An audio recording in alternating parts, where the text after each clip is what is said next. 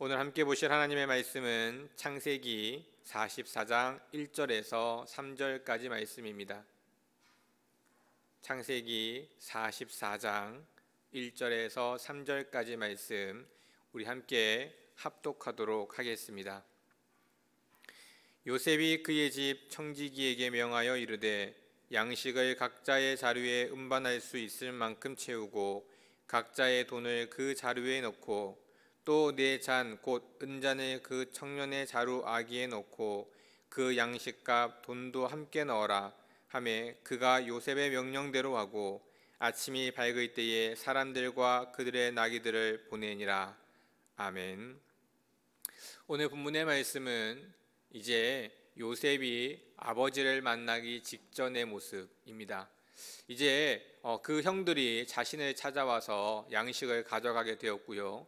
그 양식을 가져간 형들이 다시 돌아오게 되었습니다. 왜냐하면 아직도 흉년이었기 때문에 양식을 구해야 했습니다. 돌아온 그들에게 다시 나아가는 그들을 주머니에 이제는 마지막으로 형들을 테스트하려 합니다. 과연 정말 형들의 마음이 바뀌었을까? 형들이 이전에 나를 죽이려 했고 나를 팔아버렸을 때처럼 그와 같은 마음, 그와 같은 모습이 아직 있는 것은 아닐까 확신할 수 없었기 때문에 요셉은 형들에게 베냐민을 데려올 것을 이야기했었고, 이제 그들이 다시 돌아가는 발걸음 속에서 그들의 짐에 물건을 숨겨두고 그들을 모함하려 하고 있는 장면입니다.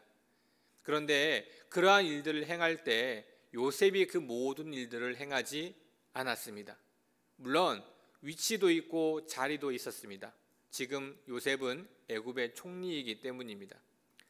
그렇지만 자신의 힘으로 자신이 할 수 있는 여건이기도 했겠지만 자리가 자리였기에 청지기를 시켜서 그와 같은 일을 행하게 됩니다. 그런데 오늘 이 내용을 통해서 청지기의 모습 속에서 우리의 모습을 한번 함께 나누어 보려 합니다. 청지기는 과연 요셉이 하려고 하는 그 의도를 알고 있었을까 하는 것입니다. 지금 요셉이 시키고 있는 일들은 어쩌면 개인적인 양심으로 본다면 쉽게 할 수 없는 일일 수도 있습니다.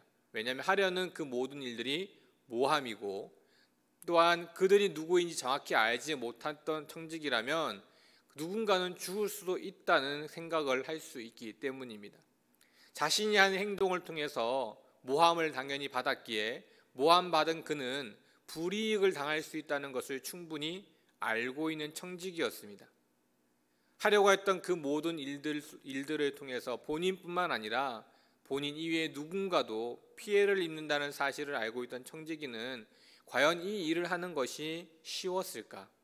당연히 시키는 일이기 때문에 해야 하는 것이었을까 하는 것입니다. 잘 돌아보면 굳이 그 일들을 하지 않아도 될 일이었고, 또 그것을 통해서 다른 누군가가 피해를 받는다면 한 번쯤은 요셉에게 물어보거나 이야기할 수도 있었을 것입니다. 그런데 그 청지기는 단 한 번도 요셉에게 물어보지 않았을 뿐만 아니라 그 일을 당연하게 하는 모습을 보게 됩니다. 물론 이 시대에는 위에서 시키면 시키는 대로 무엇이든 해야 하는 상황이었을지도 모릅니다. 하지만 우리가 보는 입장에서 다시 한번 돌아본다면 그러지 않을 수도 있지 않을까 생각해 봅니다.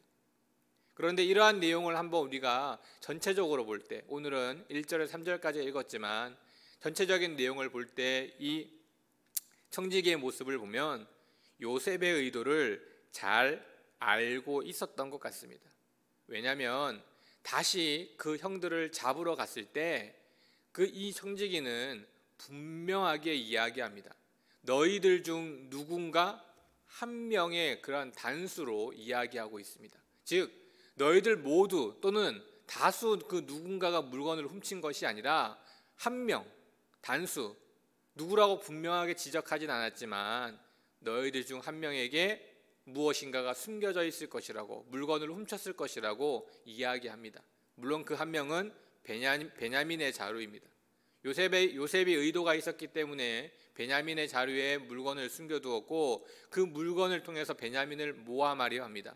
그리고 모함받고 있는 베냐민의 모습 속에서 다른 형들의 태도가 어떤지를 보려고 했던 것입니다. 바꿔 말하면 청지기는 요셉의 의도를 분명하게 알고 있었습니다.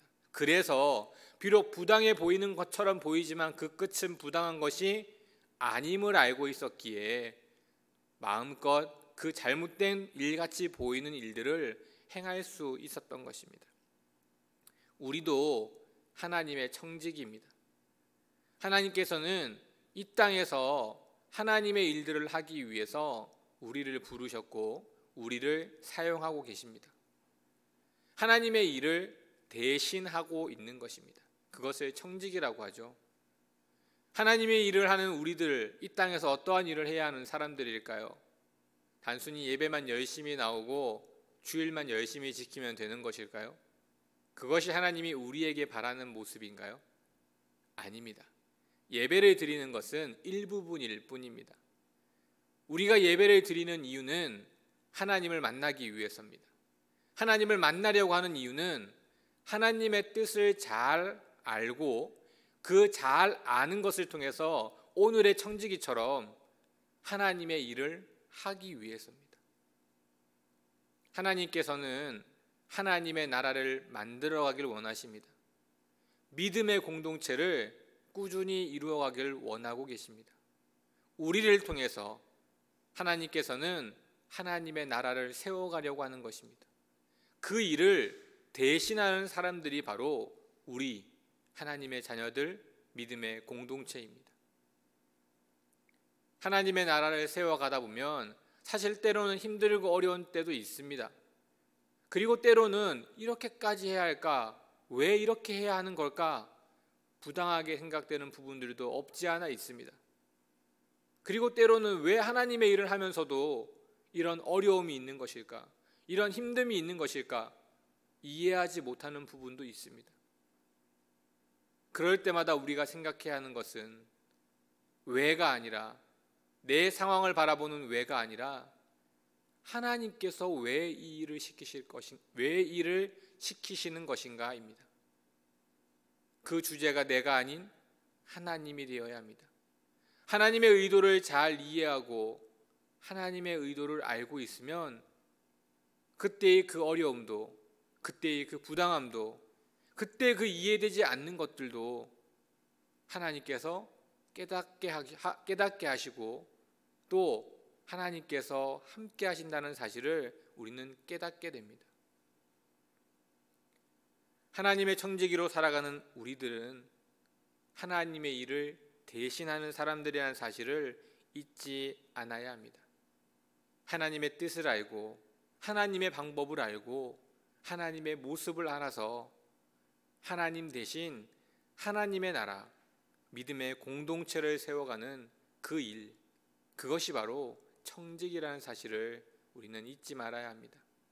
나를 위해 살아가는 것도, 이 땅에 무엇인가를 이루려는 것도, 우리가 무엇인가를 더 많이 얻으려는 것도 아니라는 사실, 우리는 하나님의 청지기, 하나님의 일을 대신하여 믿음의 공동체를 세워 하나님을 기쁘시게 하는 삶을 사는 것입니다. 오늘 하루 그와 같은 삶을 통해서 진정으로 내가 살아가는 이유, 진정으로 참된 기쁨, 그 은혜가 무엇인지를 경험하시는 우리 모든 성도님들 되시기를 주님의 이름으로 축원드립니다. 기도하겠습니다. 하나님 감사합니다. 우리 한 사람 한 사람을 불러주시고 하나님의 귀한 청지기로 세워주심을 감사합니다.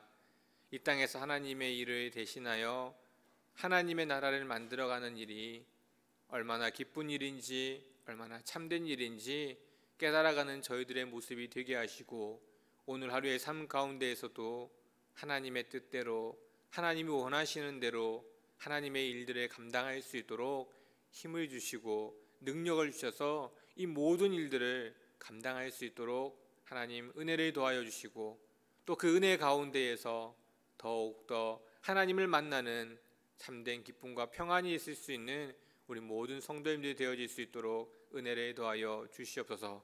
모든 말씀 예수 그리스도 이름으로 간절히 기도드립니다. 아멘.